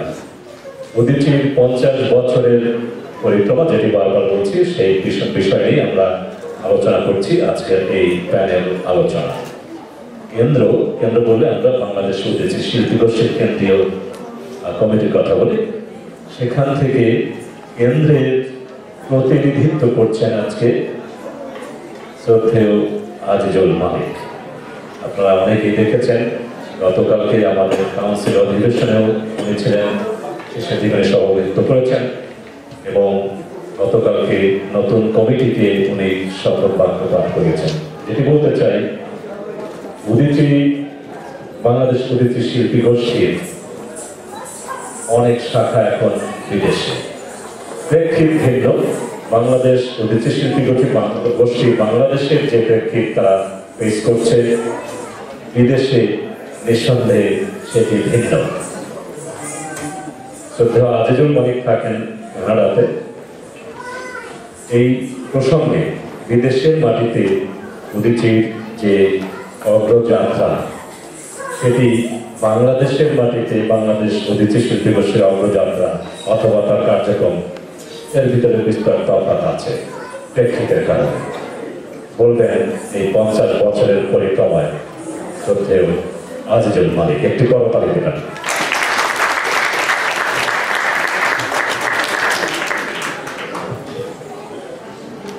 শ্রদ্ধেয় সুধীমণ্ডলী, শুভ সন্ধ্যা। আপনারা এতক্ষণ অত্যন্ত ধৈর্য সহকারে এখানে যারা বক্তা বসে রয়েছেন তাদের বক্তব্য শুনেছেন, অনেকটা ক্লান্ত হয়ে পড়েছেন, আমি এটা বুঝতে পারছি। একই সাথে আমাদের যুক্তরাষ্ট্র উদিচির সাধারণ সম্পাদক পরবর্তী অনুষ্ঠানের গুরুত্ব বর্ণনা করেছেন, কাজে আমি খুব শঙ্কিত যে কতক্ষণ সময় আমি পাবো এবং সব কিছু গুছিয়ে বলতে পারবো কিনা। দু একটা কথা উদিচি সম্পর্কে বলার আগে, আপনারা যারা এখানে উপস্থিত আছেন, বাংলাদেশ উদিচি শিল্পী গোষ্ঠীর 50তম জন্মবার্ষিকী তথা রজত জয়ন্তী উপলক্ষে কেন্দ্রের পক্ষ থেকে আমি আপনাদেরকে সবাইকে জানাচ্ছি অভিনন্দন, শুভেচ্ছা এবং এইখানে আসার জন্য, উদিচির সাথে থাকার জন্য আপনাদের প্রতি জানাচ্ছি কৃতজ্ঞতা।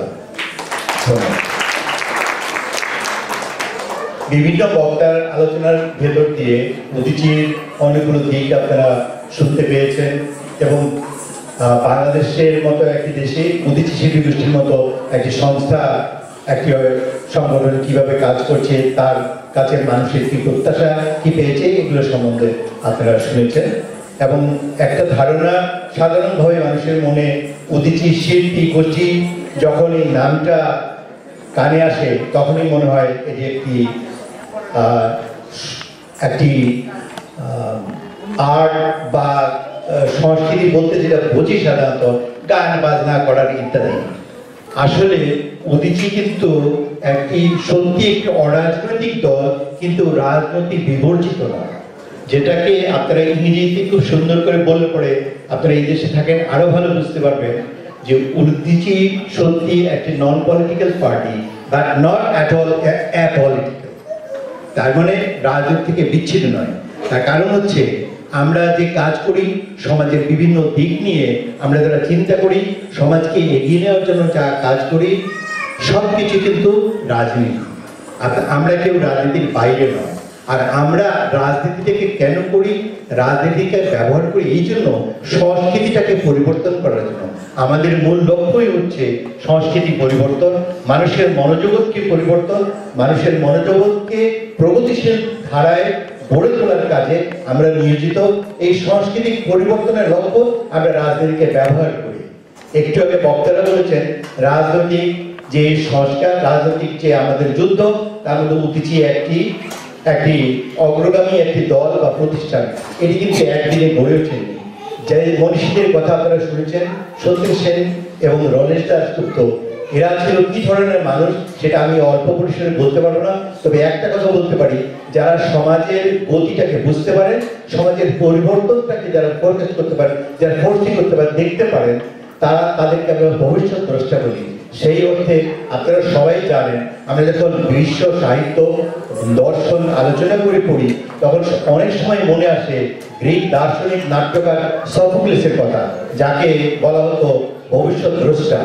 এই সত্যেন সেন এবং রণেশ দাশগুপ্ত এরা এমনই মানুষ ছিলেন, তারা বুঝতে পেরেছিলেন যে এই দেশে রাজনীতি দিয়ে সরাসরি রাজনীতি এবং সমাজ পরিবর্তনের জন্য যে কথা, যে বাণী, সেগুলো যদি মানুষের কাছে সরাসরি আমরা আদান প্রদান করতে চাই, অনেক ক্ষেত্রে আমরা সফল হব না।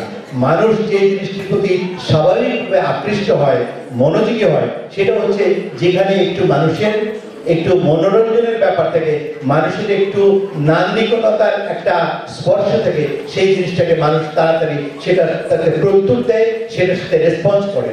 সেই জন্য ওনারা মূলত আমাদের যে নেতা সত্যেন সেন এবং রণেশ দাশগুপ্ত, এরা দুইজনই কিন্তু রাজনৈতিক নেতা ছিলেন। আমি তাদের রাজনৈতিক জীবন নিয়ে বিশেষ আলোচনা করবো না। এরা বুঝতে পেরেছিলেন যে সমাজে আসলে সেই যখন থেকে পুঁজির আবির্ভাব হয়েছে তখন কিন্তু সমাজ বিভক্ত, শোষিত আর শোষকে। এই সংস্কৃতিকে যাতে পরিবর্তন করতে হয়, মানুষের সাধারণ মানুষের কাছে যেতে হবে, সাধারণ মানুষের ভাষায় কথা বলতে হবে।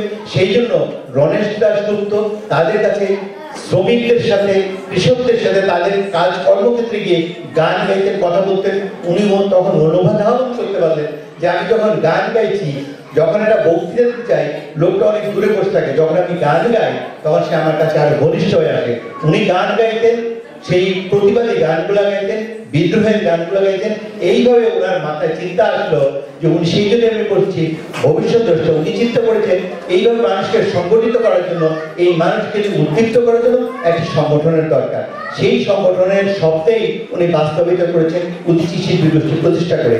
উনি উদীচী মানে হচ্ছে, আপনারা সবাই জানেন, এখানে আমি কালকেও বলেছেন, উদীচী মানে হচ্ছে উত্তর দিক বা উত্তর নক্ষত্র, যেটাকে আমরা ধ্রুবতারা বলি। যখন পালের জাহাজ ছিল, যখন নৌকো ওইভাবে জাহাজ ছিল না, ইঞ্জিন ছিল না, তখন নাবিকেরা সূর্যাস্তের পরে দিক নির্ণয় করার জন্য তারা ধ্রুবতারার দিকে তাকিয়ে দেখতো, যেটা সবসময় উত্তর দিকে থাকে। সেই জন্যই উনি বাংলাদেশের যে অবক্ষয়ের একটা চিত্র তার সামনে ভেসে থাকতো সবসময়, সেইটাকে পরিবর্তন করার জন্য তিনি দেখতেন যে এই মানুষ, এই দেশের মানুষ, এই দেশের শিক্ষিত অশিক্ষিত সবাই কিন্তু দিগ্ভ্রান্ত, বিভ্রান্ত। তাদেরকে নেতৃত্ব দেওয়ার জন্য, সঠিক রাস্তা দেখানোর জন্য যারা এই দলে আমার সাথে কাজ করবে, তাদেরকে সেই নামে চিহ্নিত করা হোক, মানুষ যাতে বুঝে এর নামের তাৎপর্যকে। সেই জন্য উদীচী নামটি তিনি কিন্তু সিলেক্ট করেছিলেন, সেই জন্য উদীচী শিল্পী গোষ্ঠী তৈরি করেছিলেন। আমি আর বেশি কথা বলবো না, আমি একটা কথা বলবো যে উদীচী শিল্পী গোষ্ঠী সৃষ্টি হওয়ার পরপরই 1968 সালে অক্টোবর মাসে উদীচী সৃষ্টি হয়েছিল। তখন পাকিস্তান সরকার এটা বুঝেছিল যে উদীচী যে স্ফুলিঙ্গ, এইটাকে স্তব্ধ করতে হবে, এটা রুদ্ধ করতে হবে। সেই জন্য যত রকম ধরনের বাধা, যত রকম ধরনের অত্যাচার তারা চালিয়েছে। দুঃখের বিষয় হচ্ছে যে উদীচীর কর্মী হিসাবে আমি নিজেও মুক্তিযোদ্ধা, আমি যুদ্ধে অংশগ্রহণ করছি, দেশ স্বাধীন হলো। আমরা ভেবেছিলাম যে আমরা একটা পর্যায়ে কিন্তু উত্তীর্ণ হয়েছি। আমরা সাংস্কৃতিক লড়াইয়ে, সংস্কৃতি পরিবর্তনের যে প্রথম ধাপ, সেটা হচ্ছে রাজনৈতিক চিত্রটা সম্পূর্ণভাবে পরিবর্তিত হয়ে গেছে।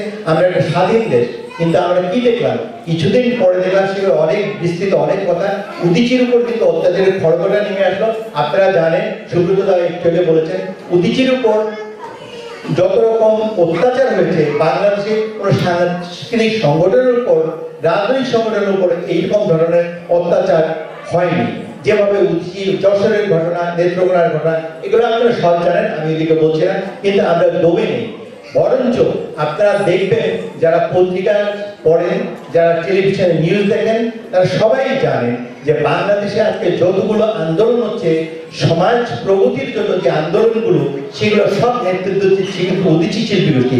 কিছুদিন আগে, বেশ অনেকদিন হয়ে গেছে, যে পাঠ্যপুস্তকের যে বিষয়টি আমি বিস্তৃত করবো না, এই ব্যাপারে সবচেয়ে সোচ্চার এবং সবচেয়ে অত্যাচার সহ্য করেছে, সবচেয়ে আন্দোলন সংগঠিত হয়েছে উদীচী শিল্পী গোষ্ঠী। আপনারা সবাই অবগত আছেন যে প্রত্যেক দিনে যে বাংলাদেশের যে লড়াই সংগ্রাম, সবার আগে অন্যান্য রাজনৈতিক দলের চেয়েও আগে থাকে কিন্তু এই উদীচী শিল্পী গোষ্ঠী। তাই উদীচী শিল্পী গোষ্ঠী আজকে যে সংগ্রামটা করছে, তার এই 50 বছরে, যে 50 বছরের পথ পরিক্রমা করে আসলো, তাদের সমাজের যে চিত্রটা পরিবর্তন হওয়ার ছিল, যে আমাদের প্রত্যাশা ছিল, তা হচ্ছে না এখনো। আমি এখানে একটা কথা আপনাদেরকে স্মরণ করিয়ে দিতে পারবো, যে ইতিহাস এবং কালের, মহাকালের প্রেক্ষিতে 50 বছর খুব একটা বেশি কিছু নয়। আপনারা যদি বিশ্ব ইতিহাসের দিকে তাকিয়ে দেখেন, সমস্ত যত বিপ্লব হয়েছে, যে রুশ বিপ্লব বলেন, ফরাসি বিপ্লব বলেন, ভারতবর্ষে ইংরেজের কাছ থেকে স্বাধীনতা সংগ্রাম বলেন, সেটা কি 1-2 মাসের 50 বছরে হয়েছিল? তা হয়নি। কাজেই পরিবর্তন যখন বিভিন্ন সমাজে বিভিন্ন রূপ থাকে, তার পরিবর্তনের সময়টা, প্রচেষ্টা, প্রক্রিয়াটা কিন্তু একইভাবে চলতে থাকে, কিন্তু সময়টার তারতম্য ঘটে থাকে। সেই জন্য হতাশ হওয়ার কোনো দরকার নেই, ভেঙে পড়ার কোনো দরকার নেই। আমরা জয়ী হব, এটা আপনাদের মনের মধ্যে থাকতে হবে। এই প্রতিশ্রুতি আপনাদের নিজেকে নিজে দিতে হবে যে আমি জয়ী হব। এটা সময় যদি ওইভাবে হিসাব করেন, তাহলে আপনাকে আবার সেই ছোটকালে যা করে আসছেন, সেই ফরাসি বিপ্লবের ইতিহাস পড়তে হবে, রুশ বিপ্লবের ইতিহাস পড়তে হবে, যে কতটা সময় লেগেছিল। আমি আরেকটি কথা বলে শেষ করব। আমি যে কারণে বলেছিলাম, আমাদের সত্যেন সেন এবং রণেশ দা একটু আগে এই দিন বলেছে যে তারা উনি দেবতা দেখেননি, তাদেরকে দেখেছেন। আমি যখন ছাত্র, সেই 67-68 সালের দিকে, তখন আমাদের রণেশ রাজগুপ্ত থাকতেন ঢাকার শাঁখারী বাজারে একটা ছোট একটা বাড়িতে, দোতলায়, খুবই ভাঙাচোরা একটা ঘর, সেখানে থাকতেন। আমি সেখানে কোনো এক কারণে আমাকে যেতে হচ্ছিল আরেক আমার বড় ভাইয়ের সাথে, উনিও বাড়ি করতেন, তখন ওর সাথে গেলাম। উনি, আমি দেখছিলাম, আমি যখন ভাঙার সিঁড়িতে উঠি, তখন আমার মনে হচ্ছে উপরে কেউ বসে, আপনারা জানেন আরবিতে কোরআন, মুসলিমদের ধর্মগ্রন্থ, সেটা আরবিতে লেখা, সেটা দূরে থেকে পড়লে শোনা যায়। যেমন আপনি যদি সংস্কৃত পড়বেন, বাইরে থেকে শোনা, বুঝতেই শোনা যায় সংস্কৃত পড়া হচ্ছে। আমি সিঁড়িতে উঠছি, আমি যেটা ওখানে রণেশদা থাকেন শুনেছি, ওই আমার প্রথম যাওয়া, যে আরবি শব্দ কানে আসছে, যেটা মানে কোরআন তেলাওয়াত করছে এরকম। তা আমি গেলাম, গিয়ে দেখি উনি একটা ভাঙা চৌকির উপর বসে আছেন, সামনে সব সাধারণ বেশভূষা পরা, লুঙ্গি পরা, ছেঁড়া লুঙ্গি পরা, মাথায় টুপিও আছে, এরকম 10-12 জন লোক বসে আছে। তো কিছুক্ষণ পরে উনি বিদায় দিলেন। তা আমি আর আমার বড় ভাই, উনি কথাটা বললেন, শুনে আছি। তো যখন চলে যাবো, তার আগে আমি বললাম যে দাদা একটা কথা বলতে চাই, আপনি আরবি শিখলেন করে? তো উনি আর এটা বললেন না, কিন্তু আমি আবার প্রশ্ন করলাম যে আপনি, শুনেছি আপনি কমিউনিস্ট করেন, আপনি এদেরকে কোরআন তেলাওয়াত করছেন, এর ঘটনাটা কি? কারণ উনি যে কথা বললেন, সেটা বললে অনেক বড় হয়ে যাবে। উনি বললো যে সাধারণ মানুষের যে চেতনা, সাধারণ মানুষের পছন্দ অপছন্দ, কোনো কিছুতেই তুমি যদি খাটো করে দেখো, কোনো কিছুকে যদি তুমি অগ্রাহ্য করে ইগনোর করো, তাহলে তো মানুষের কাছে যেতে পারবে না। এই মানুষগুলো মসজিদে গিয়ে মোল্লাদের কথা শুনে, যা শোনে সব কিন্তু বাজে কথা। আমার কাছে এরা আসে, আমি কোরআন পড়ে ওদেরকে অনুবাদ করে ভালো কথাগুলো বলি, খারাপ কথা বলে যে এগুলো ভুল হয়ে আছে, এইভাবে আমি ওদেরকে শিখিয়ে দিই। আমি দেখলাম যে এইটা মানে এইরকম একজন মানুষ, তার চিন্তা চেতনা, আমি মানে অবাক হলাম। তারপরে আমি আবার বললাম যে রণেশ দা, আপনার তো অনেক বয়স হয়েছে, অনেক অত্যাচার সহ্য করেছেন সেই ব্রিটিশ আমল থেকে, এখন পর্যন্ত ধরে আছেন, এখনো তো পাকিস্তান শেষ নেই, তখন 68 সালের কথা, তখন বাংলাদেশ হয়নি। তো আপনি কষ্ট করছেন এত। আমি তখন পার্টি টাটিগুলো খুব ভালো করে ছাত্র ইউনিয়ন করতাম, এতটুকু আর কি। তাই এত করছেন কিসের জন্য? তখন উনি আমাকে যে কথাটা বলেছে, দেখ তোর, আমাকে প্রশ্ন করেন, বলে তোর জীবনের সবচেয়ে গুরুত্বপূর্ণ জিনিস কি? তো আমি তাকাচ্ছি নিচের দিকে যে আমার কাছে কি আছে। পকেটে 2 টাকা না 1 টাকা ছিল আর কি পকেটে। তাহলে পকেটে হাত দিয়ে বলে, পকেটে হাত দিচ্ছিস কেন? টাকা আছে, আমি জানি তোর কাছে 2 টাকা 5 টাকা থাকতে পারে, সেটা আছে। আর কি তোর জীবন কি সবচেয়ে মূল্যবান কি? আমি তো বোকা তাকিয়েছি, আর কি আছে মূল্য? বলে শোন, নিকোলাই অস্ত্রবস্তির কথা শুনেছিস? না শুনি না, আমি শুনিনি কোনোদিন। তো উনি বলেছেন একটা কথা, সেটা ধর্ম বিশ্বাসের মতো যদি বিশ্বাস করি এবং যদি ধরে রাখি, জীবনে মানুষ হতে পারে। আর নিকোলাই অস্ত্রবস্তি বলেছে মানুষের সবচেয়ে বড় সম্পদ হচ্ছে তার জীবন, এবং দুর্ভাগ্যবশত অসৌভাগ্যবশত সেই সম্পদে সে অধিকারী হয়ে একবার। তাতে সেই সম্পদকে তার এমন ভাবে ব্যবহার করতে হবে যে মৃত্যুর সময় তার যেন এই অনুশোচনা না আসে যে আমার এত বড় একটা মূল্যবান সম্পদকে আমি ঠিক মতো ব্যবহার করতে পারি। সেই জন্য সমাজের জন্য, মানুষের জন্য যদি জীবনকে উৎসর্গ করতে পারি, সেইটা হবে সবচেয়ে বড় মূল্যবান ব্যবহার। তো সেই সবচেয়ে মূল্যবান সম্পদের সেটাই করতে হবে। সেটা আমি করে যাচ্ছি, আমি তো জানি মূল্য, আমি কয়েকদিন পরে চলেই যাব, কিন্তু আমার যেন অনুশোচনা না হয়, এই জন্য আমি জীবনকে এইভাবে বেছে নিয়েছি, তোরা ওই কাজটা করবি। এই ছিলেন রণেশ কাঠুর্ত। এবং সত্যেন সেনের কথাটা বলে আমি কথাটা শেষ করবো। সত্যেন সেন, রণেশদা, তারা মানুষকে কিভাবে মূল্যায়ন করতেন একটা ছোট গল্প বলবো, এর মধ্যে এর দিয়ে আমি আমার বক্তব্য শেষ করবো। তারা মানুষকে এইভাবে চিন্তা করতেন। সত্যেন সেন ঢাকা জেলে, সত্যেন সেনের সাথে আরো অনেক বরেণ্য লোকেরা, নেতারা ছিলেন। তার সাথে ছিলেন, আপনারা সবাই জানেন, কমিউনিস্টদের নেতা, বিশাল নেতা, উনি মারা গেছেন গত বছর, জসীমউদ্দীন মন্ডল। সেই জসীমউদ্দীন মন্ডল জেল। তো ওনাদের জেলে ওই আপনার বিভিন্ন জিনিস এনে যেত। কিছু অল্প বয়সী কয়েদি, তাদেরকে ফালতু বা কিছু একটা বলা হতো, বা বাথরুম পরিষ্কার করতো। ওই বাথরুম পরিষ্কার ওই পেশা যাদের ছিল তাদেরকে দেওয়া হতো, ওই কাজ তারা করতো। তো মাঝে মাঝে ওই যারা ছিলেন রণেশদা, এরা 1-2 টাকা বা আদলি এটা দিতে ওদের বকশিশ হিসাবে। তো সপ্তাহে বা মাসে একবার আসতে ওরা নিয়ে যেত না। তো ওই ছেলেটা যে বাথরুম পরিষ্কার করতো, ঝাড় দিত, সে আসছে। তো ওইখানে সত্যেনদা হচ্ছে সবার নেতা। তো জসিম ভাই নিয়ে সত্যেনদাকে বলছেন, সত্যেনদা ওই যে মেথড ছেলেটা আসছে, পয়সা যাচ্ছে। সত্যেনদা তো পারলে ওনাকে মারতে আসে, বলে আপনি কেন কমিউনিস্ট মশাই, আরে মেথড বললেন কেন, ওর নাম নেই নাকি? আপনার লজ্জা হলো না?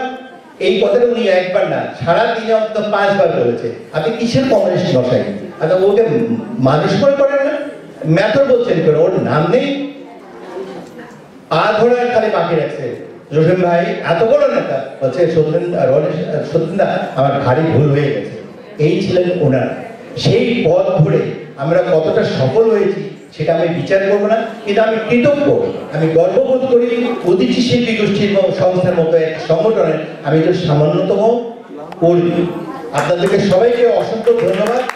এবং যুক্তরাষ্ট্র উদীচী আজকের যে অনুষ্ঠান, এই যে তাদের ব্যবস্থাপনা, এই ব্যবস্থাটা করার জন্য আমি তাদের কাছে কৃতজ্ঞ।